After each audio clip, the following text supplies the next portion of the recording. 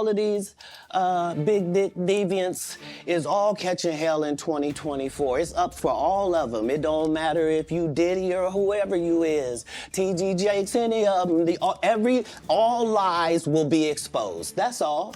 And anyone who takes that the wrong way, know why they take it the wrong way. The truth is the light. I need to have no more of these. Amen, amen. Gee. Tupac been gone almost 30 years, but his name still got the streets talking like it happened yesterday. And that tells you everything, because when the truth is clean, people grieve and move on. But when something feels off, the whispers never die. Now Katt Williams is allegedly pointing at 3 Hollywood names he believes had a role in Pac getting silenced, and folks online saying some old DOJ files might connect deeper than people thought. What made people start looking at Tupac's case differently, again, wasn't just old interviews resurfacing. It was Katt Williams stepping into the conversation and allegedly hinting that Pac didn't just get caught up in random street drama. According to folks online, Katt was pointing toward powerful industry names, people who allegedly benefited the most once Tupac was gone. And the second people heard that, one question came right back to the surface. Who actually gained from Pac's disappearance? Because let's be honest here, Tupac wasn't just another rapper. Pac was loud, fearless, emotional, reckless at times, but impossible to control. That man would call people out publicly, switch sides, expose tensions publicly, and back then, the music industry was already turning into a billion-dollar machine. Labels, executives, artists, street politics, media narratives, all mixed together. Pac was becoming dangerous to that system because he refused to play quiet. The first name Katt dragged into this, Sean Diddy Combs. Not because there is courtroom proof tying them to Pac's takeout, but because he keep connecting the same dots over and over again, especially after old interviews, FBI discussions, and Keith D allegations resurfaced. Because according to former LAPD detective Greg Kading, once investigators started revisiting the case seriously, certain names allegedly kept floating around behind the scenes. One of the biggest, Diddy. Now before we go deeper, let's keep this clear. Nothing's been confirmed yet, but the reason this story refuses to die is because too many people from that era keep saying similar things.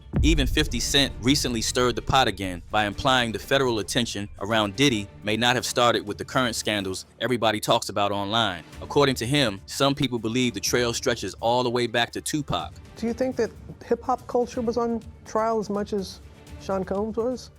Look, if I didn't say anything, you would interpret it as the hip-hop is fine with his behaviors. There's no one else being vocal. So you would look at it and just say,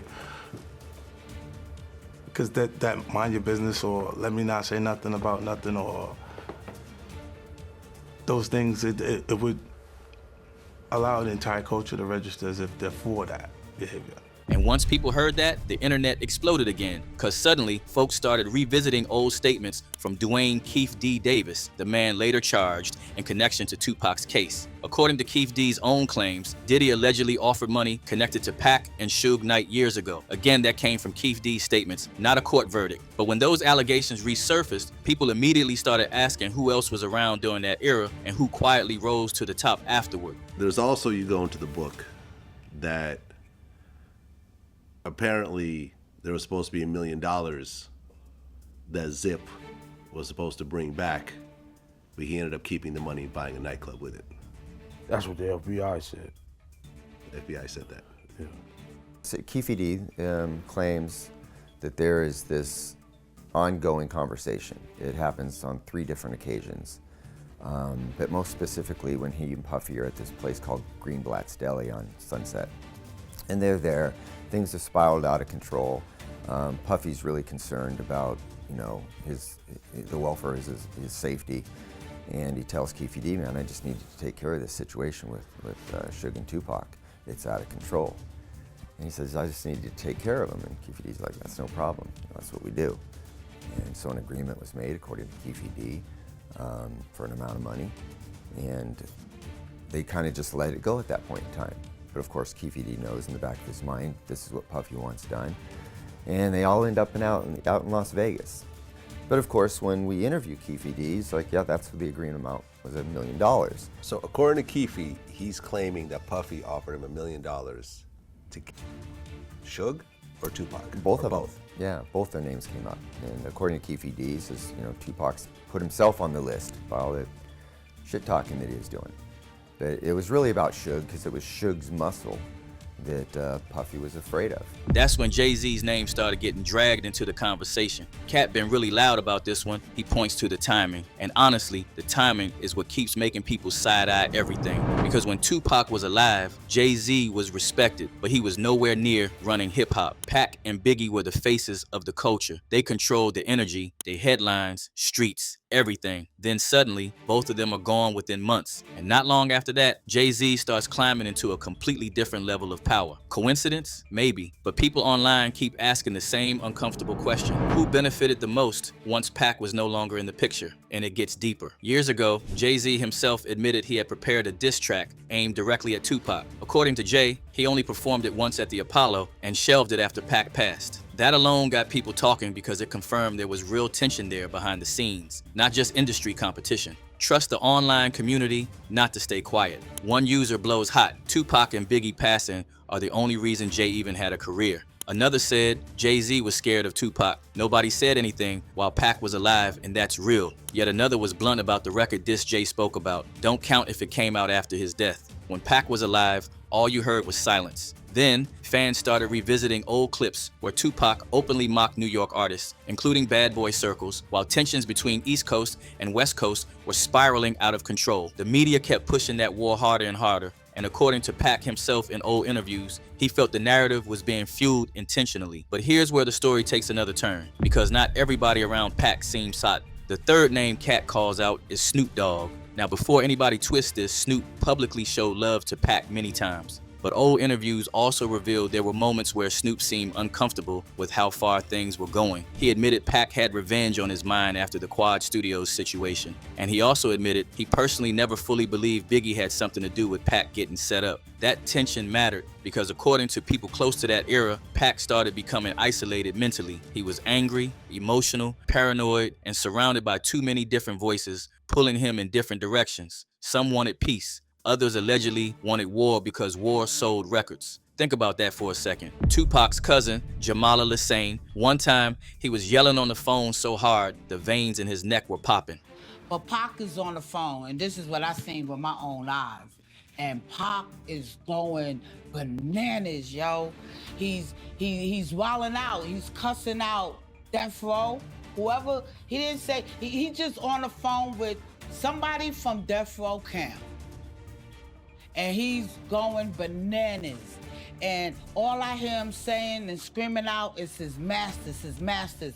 Yo, my brother head was sweating. He had veins popping out his neck, his head. He was at 10.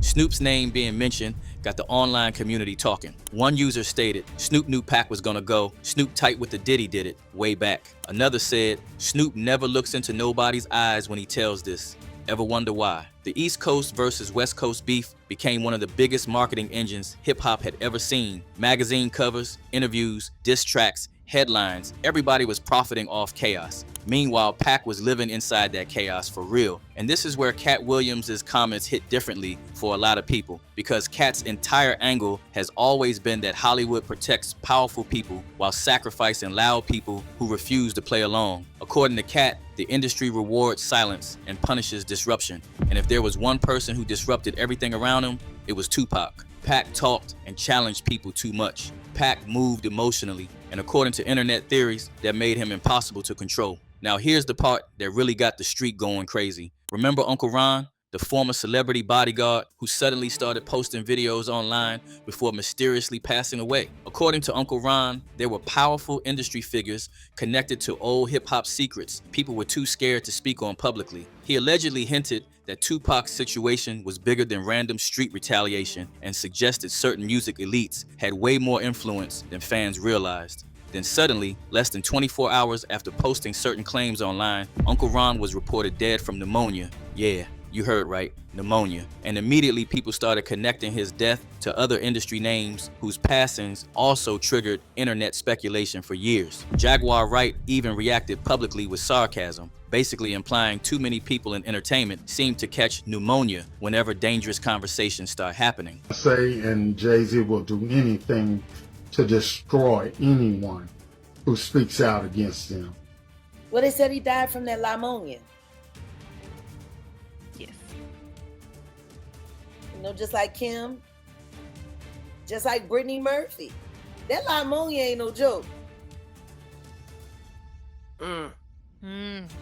Hey, every time somebody get to telling the truth about someone, whoever's been lying, they just say a little prayer and then the limonia comes. Now again, none of this proves foul play, but pattern matters online. And once people think there's a pattern, every new detail becomes gasoline on the fire, especially when old names keep resurfacing together. Diddy, Jay-Z, Snoop, Suge Knight, executives, bodyguards, former insiders, detectives, and whistleblowers. It starts feeling less like random gossip and more like layers of a story people think was never fully explained. And honestly, one detail still sticks with people the most. Tupac knew he was surrounded by danger. In old footage, Pac constantly talked like somebody expecting betrayal. He spoke about enemies, fake loyalty, setup energy, and being targeted from multiple directions. Even Snoop later admitted Pac had reached a mindset full of retaliation and pressure. But what if Pac wasn't just reacting emotionally? What if he genuinely believed powerful people wanted him gone? That's the question keeping this story alive almost 30 years later, because the official version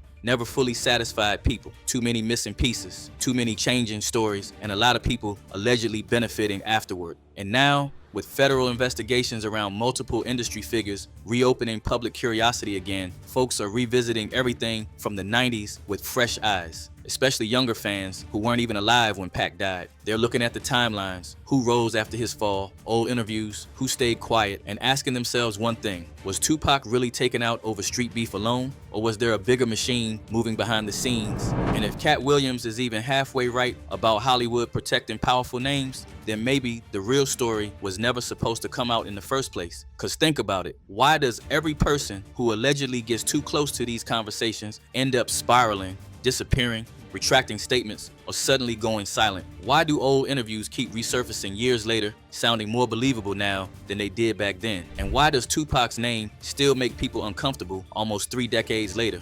That's what makes this bigger than just hip-hop history, but a conversation about power, influence, fear, and what happens when somebody refuses to be controlled by the machine around them. Maybe Pac was simply a victim of a violent era, or maybe, allegedly, he became a threat to people whose power depended on silence. And if that's true, then the biggest question isn't who pulled the trigger. It's who allegedly benefited once the voice of Tupac Shakur was permanently removed from the board. Share your thoughts in the comments, hit that like, subscribe, and stay tapped in with the next jaw dropper loading up now.